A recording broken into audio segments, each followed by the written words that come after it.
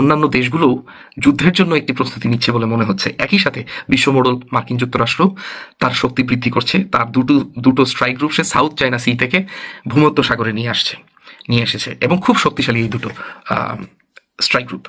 কিন্তু দর্শক শ্রোতা, একটি মজার ব্যাপার হচ্ছে যে বিশ্বের শক্তির যে ভারসাম্য এটি খুব দ্রুত গতিতে মার্কিন যুক্তরাষ্ট্র থেকে সরে যাচ্ছে চীনের দিকে। কারণ চীন সামরিক দিক থেকে যেমন শক্তিশালী হচ্ছে, অর্থনৈতিক দিক থেকেও প্রবল শক্তি সঞ্চার করছে, কূটনৈতিক দিক থেকে তো আছেই।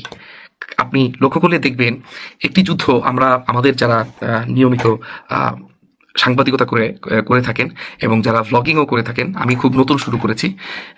আমার এই ভ্লগিং শুরু করার আগে আপনারা হয়তো লক্ষ্য করে থাকবেন থাইল্যান্ড এবং ক্যাম্বোডিয়ার ভেতরে একটি ছোট যুদ্ধ 12 দিনের যুদ্ধ হয়ে গেছে, যেটি পরবর্তীতে মালয়েশিয়ার হস্তক্ষেপে এবং শান্তি বৈঠকের মাধ্যমে সিজ ফায়ার বা যুদ্ধবিরতি পর্যায়ে আছে।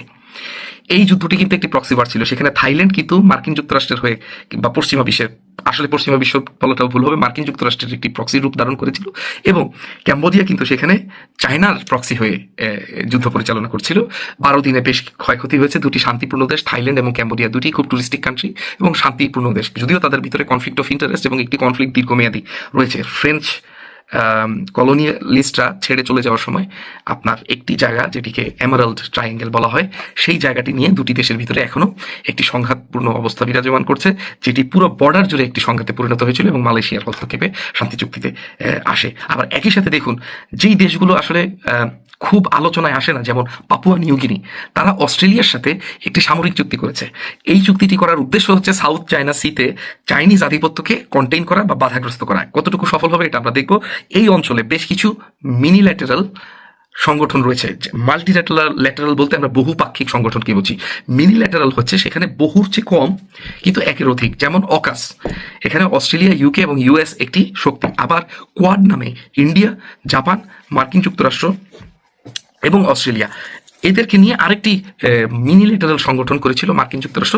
এই মিনিল্যাটারালগুলোর সবগুলোর উদ্দেশ্য ছিল আসলে চীনকে কিভাবে ঠেকানো যায় বিশ্ব পরাশক্তি হয়ে ওঠার পথে। দর্শক শ্রোতা, বলে রাখতে চাই, চীন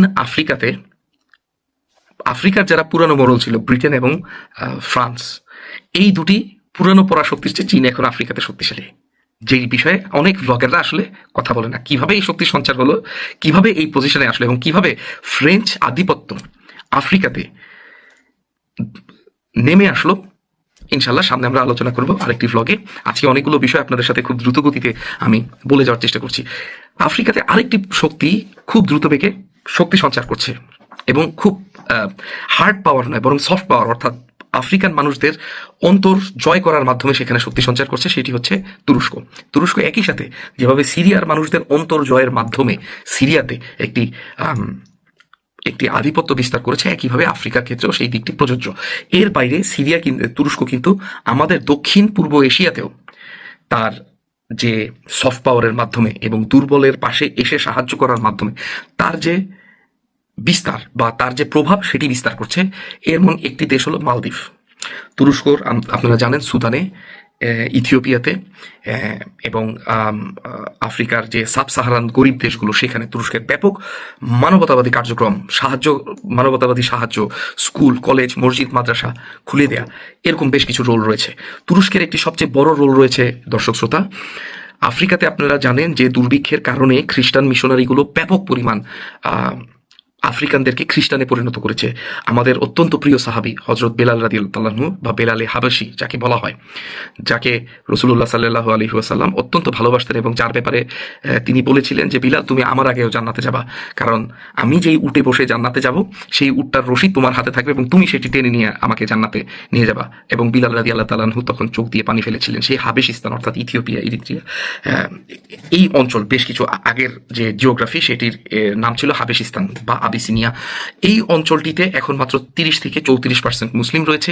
খ্রিস্টানরা ব্যাপক হারে সংখ্যাগরিষ্ঠ হয়ে গিয়েছে মিশনারিদের কারণে। কিন্তু এই অঞ্চলের এক ভাই আমাকে, মুসলিম ভাই আমাকে বলেছিলেন যে আজ থেকে 40-50 বছর আগে, অর্থাৎ দ্বিতীয় বিশ্বযুদ্ধের পরেও এই অঞ্চলটি মুসলিম মেজরিটি ছিল, কিন্তু খ্রিস্টানরা ব্যাপকভাবে সেখানে দুর্ভিক্ষ সৃষ্টি করে সেখানে খ্রিস্টান ধর্মের প্রভাব প্রসার ঘটিয়েছে। এখন তুরস্ক সাব সাহারান রাষ্ট্রগুলোতে এই কার্যক্রমের উল্টো কার্যক্রম পরিচালনা করছে। অর্থাৎ তারা গ্রামে গ্রামে যে তুরস্কের যে তারা প্রথমত মানুষের দুঃখ দুর্দশা লাঘব করছে, চিকিৎসা কেন্দ্র প্রতিষ্ঠা করছে, স্কুল কলেজ প্রতিষ্ঠা করছে, মসজিদ মাদ্রাসা প্রতিষ্ঠা করছে এবং আফ্রিকাতে ইসলাম ধর্মের পুনর্প্রচার তারা চেষ্টা করছে। এবং দেখা গেছে যে নামে মুসলিম কিন্তু আসলে সে ইসলাম ধর্ম সম্পর্কে তেমন একটা জ্ঞান তার নেই, সেখানে কিন্তু তুরস্ক ধর্ম প্রচার করার কাজ করে যাচ্ছে। এর মাধ্যমে তুরস্ক কিন্তু আফ্রিকান রাষ্ট্রগুলোর সাথে উইন উইন, অর্থাৎ দুই পক্ষই লাভবান হবে এমন বাণিজ্যিক এবং কূটনৈতিক এবং সামরিক চুক্তিগুলো করছে। কাজে আফ্রিকা মহাদেশটি খুব আলোচনায় আসে না, কিন্তু আফ্রিকাতে অনেক জুলুম, অনেক নির্যাতন এবং গণহত্যা হয়ে যাচ্ছে, যেখানে তুরস্ক এবং চায়না উভয় শক্তি সঞ্চার করছে, শক্তি বিস্তার করছে এবং পশ্চিমারা সেখানে কিন্তু পিছমুখী হয়ে রয়েছে। দক্ষিণ পূর্ব এশিয়া এক্ষেত্রেও কিন্তু বলা যায় যে চায়নার যে প্রভাব সেটি ব্যাপকভাবে বিস্তার করছে দক্ষিণ পূর্ব এশিয়াতে। এটি চায়নার আঞ্চলিক বা চায়নার ব্যাকইয়ার্ড বলা চলে। থাইল্যান্ড, ক্যাম্বোডিয়া, ভিয়েতনাম এই রাষ্ট্রগুলোতে চায়নার ব্যাপক প্রভাব রয়েছে। মালয়েশিয়া, সিঙ্গাপুরে চায়নার ব্যাপক প্রভাব এবং প্রসার রয়েছে। পশ্চিমা প্রভাব, যেমন হংকং এখন চায়নার একটি অন্তর্ভুক্তির মাধ্যমে, এবং হংকংয়ে পশ্চিমা প্রভাবের উপরে ব্যাপক ধস নেমেছে, চায়নার আধিপত্য সৃষ্টি হয়েছে সেখানে। এর ফলে দেখা যাচ্ছে যে তাইওয়ানও, যেটি আসলে একটি পশ্চিমা প্রভাবিত রাষ্ট্র, কিন্তু চায়না সেখানে তার আধিপত্য বিস্তার করার চেষ্টা করছে এবং চায়না প্রয়োজনে সেখানে সামরিক বল প্রয়োগ করার জন্য প্রস্তুত বলে ব্যক্ত করেছে। এর পাশাপাশি